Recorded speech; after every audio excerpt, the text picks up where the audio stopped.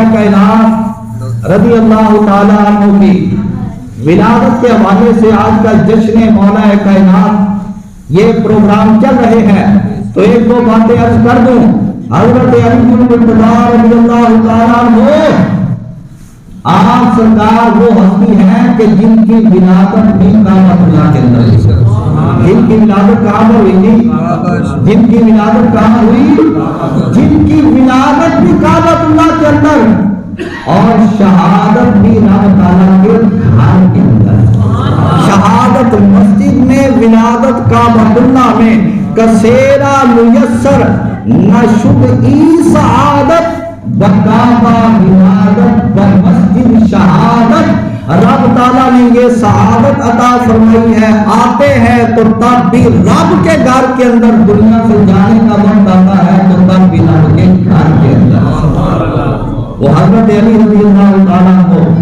ہم کو شیر خدا مانتے ہیں، ہم مولا کائنات کو کیا مانتے ہیں؟ ہم مولا کائنات کو شیر خدا مانتے ہیں، ہم مولا کائنات کو حضرت صدیق اکبر سے محبت کرنے والا مانتے ہیں، بلکہ کسی بدبخت نے، کچھ لوگوں نے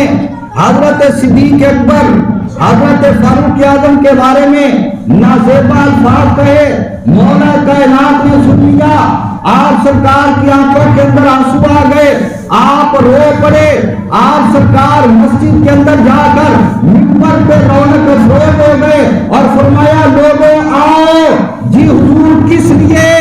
آپ نے فرمایا آؤ علی آج تم سے کوئی واضح و نصیحت کرنا چاہتا ہے۔ مولا کائنات منبر پر بیٹھے، صحابہ کرام جمع ہو گئے، اب منبر پہ بیٹھ کے مولا کائنات نے بیان کیا، توحید کا درس نہیں دیا، بیٹھ کر نماز کے مسائل نہیں سنائے، روزے کے مسائل بیان نہ کیے، حج کے مسائل نہ بتائے، زکات کے مسائل بیان نہ کیے۔ آپ نے فرمایا سنو، خبردار ہو کر رہنا، میں نے سنا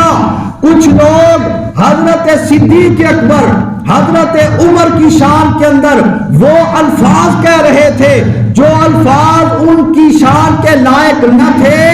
اور میری دل آزاری ہوئی ہے، یہ میری بات نوٹ کر لو اور یاد رکھنا، اب اگر ان لوگوں نے آئندہ یہ جرأت کی یا کسی اور نے ان دو بزرگوں کے بارے میں ایسے الفاظ بیان کیے اور میں نے سن لیا، تو ذرا بچ کے رہنا، علی اس کو سزا کے طور پہ 80 کوڑے سزا دے گا، علی ان کو 80 کوڑے مارے گا۔ حضرت مولا کائنات رضی اللہ تعالیٰ عنہ کا یہ فیصلہ ہے،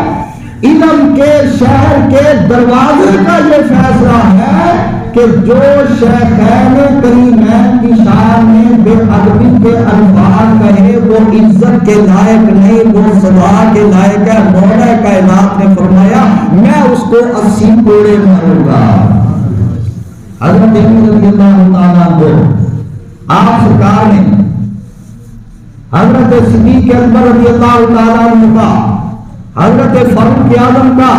مقام و مرتبہ منبر کے اوپر بیٹھ کر بیان کر کے بتا دیا